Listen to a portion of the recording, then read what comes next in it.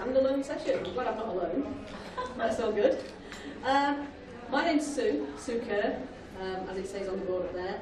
And my business these days is empowering everybody and anybody to stand up and step up into their best selves, essentially. Many of us are limited in some way by our beliefs and our behaviours, which over time have become automatic. We sort of get out of bed in the morning, we start instantly telling ourselves we're tired, and therefore we are tired, and it stays that way, and then you fall into bed at night and go, oh, that was a shocking day, I've been tired all day, because you're telling your brain constantly. Repetition is what brings us to have habit. The way we think becomes the way we speak.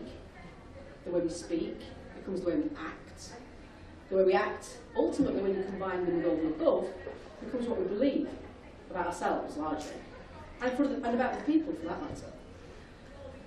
But one thing I know for sure, apart from that fact, is that our gender has absolutely no bearing whatsoever, or should have, on any of our limiting beliefs and behaviours. The stereotypical, I am a woman and therefore I cannot be an engineer, is rhubarb. And this is polite, I'm rude. It has no bearing. The fact that you are a woman or a man has no bearing, or shouldn't have any bearing, on what you believe yourself to be capable of. Who here knows anybody who has at some point or other said to them, can't do this because? Yeah, it happens. We experience it day in, day out, in the conversations that we have with other people, and particularly if we're in work moving in circles where there's a gender bias, an all-girls school, for instance, or an all-boys school. They're taught in a very particular way, or at least they are in the UK. And I'm on a mission to smash that myth, because it's rubbish. There isn't any reason why any of us can't do, be, or become anything we say we want to do, be or become, just purely based on our gender. None. If you are a woman and you want to be an astronaut, boom, go do it. Got news for you, my hometown Sheffield is the home of the first female astronaut, that went into space. She also dropped the Olympic torch when the local city stadium opened, but we'll forgive her for that. Because she's only human. You're there in front of how many thousand people, she's running with the Olympic torch, she trips over something and went flying and extinguished the Olympic flame. I was there that night, and I am that person that laughs when people fall over. But she had just come back from space, so maybe she was a little jet lagged.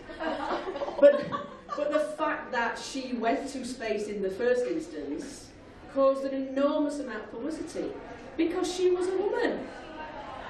Why? She was always a woman, that wasn't a secret. The fact she got in a rocket and went to space, that was massive news, but it was never a secret that she was a woman, yet the world was astounded. How rude. How arrogant. Yeah? And likewise, the reverse flip of that coin clearly would be males who want to be, these days, I'm struggling to pick a genre that males haven't invaded, to be fair, largely because they think it's their world. No disrespect, gentlemen. And I don't consider myself to be a feminist either. However, you need to sometimes get back in your boxes. Because as men, the society that most of us live in, regardless of the country that we live in, the men in our country tend to be our leaders, and I use that inverted commas signal a lot. Because often they are there purely because they are male, which is a bit of a political stance. However, I'm neither a political animal either. I just believe that all of us should be taken at face value for what we have to offer this world, period. Not because we're male, not because we're female, not because we're gay, not because we're straight, not because we're clever, not because we're not so clever, but because we're black, white, grey, yellow, sky blue, pink with blue dots. It doesn't matter what colour we are. Colour is rapidly not becoming an issue. Sexual orientation is rapidly not becoming an issue. However, there's that taboo. Women can't do certain things. And I'm here to tell you actually that it's not so much the men these days, having said all the above, that are responsible for our thinking like that. It's ingrained in us, largely as females, that we can't, shouldn't, won't, don't do certain things. And we start to tell ourselves, I can't be a plumber. Granddad was a plumber, my dad was a plumber. If you want to get on your hands and knees and go under somebody's sink for 8 hours a day, go do it. If it makes you happy and you are good at what you do, go do it. Far too many women fall into the trap of putting themselves down in their head before they even say anything to anybody else. The inner diatribe that we have as children growing up starts way before we're 7 years old. And by the time we are 7 or 8, in our brains, we already know what we can or can't be. We already know, in inverted commas again, what we can and can't do. Why? Granny's told us, Dad's told us, Mum's told us, the next door neighbour's cat's told us, somebody's told us. And as kids, we don't take it on board that all these people are being negative. We just absorb it because the brain has not many filters at that age. It goes in, it stays in, and it doesn't come back out until it manifests itself in your life 20, 30 years later when you suddenly want to really, really, really be an astronaut. But you can't, because nobody else has ever done it. Helen Sharman exploded that myth. To my knowledge, there hasn't been another female astronaut in space since in the UK, largely because we don't have the aspirations. Who here, male or female, has ever had any aspirations that they've taught themselves out of? Yeah? Do you mind me asking what it was? You don't have to tell me. But nevertheless, you did. Yeah. Me too. When I was at school, I was going to be a marine biologist. Largely because Jacques Cousteau was on the TV at that time, and we watched it every Saturday afternoon, or whatever it was on. And I wanted to go swim with the dolphins and the sharks. My dad, God love him, spent at least 15 years telling me that I couldn't do that because I was a woman. Jacques Cousteau's not a woman. Oh, he's French, does that help? No disrespect if you're French, I do apologise. Dig a hole. Okay, all joking apart. There isn't anything, ladies and gents, that you can't do. Hello. Hello. I'm sorry, whoever that is. I've seen the light, turn it back on. Some French person. Some French person, yeah. There's been a power cut. Shall we carry on in the dark? Sure. Yeah, why not? Probably better. Oh, there we go. I've learned my lesson. I'll behave, promise. Maybe not. Your gender has no bearing whatsoever on anything that you want to do in your life. Are any of you married? Did any of you start married life wanting to be the perfect wife? I have to say I did. I was so determined to be a perfect wife. We'd been married 3 weeks. I got up every day for the first 3 weeks. I don't do mornings. But I love him. So I got up every day for the first 3 weeks, and I made his sandwiches to take to work. And on day 4 of this particular week, he came home and he went, "Do me a favour, love. Don't make me cheese sandwiches tomorrow for my lunch. I don't like cheese 3 days on the bounce." And I just went, "Okay." End of conversation. He came back from work the next day, and I said, "Oh, love, you forgot to pack my sandwiches up last night. I couldn't find them this morning." I said, "No, I didn't." He said, "Where are they? Are they in the fridge?" "No, they're not in the fridge." "I don't get you. Where did you put them?" I said, "I made them." "Why not? You don't like cheese 3 days on the bounce? Make your own sandwiches from now on." I am a woman, yes. I am your wife, yes. It's not my obligation to make your sandwiches. My husband's not a male chauvinist pig, by the way. I was just told him I was going to be a perfect wife and make his sandwiches every day. So I sort of backtracked, if you like. I reneged on that deal. But my point was, just because you are male, doesn't mean you can't make your own sandwiches. I was choosing to do it. You don't like what I make you? Do it yourself. We've been married 42 years. No, we haven't. We've known each other 42 years. We've been married 36 years. And I've never made his sandwiches for lunch since.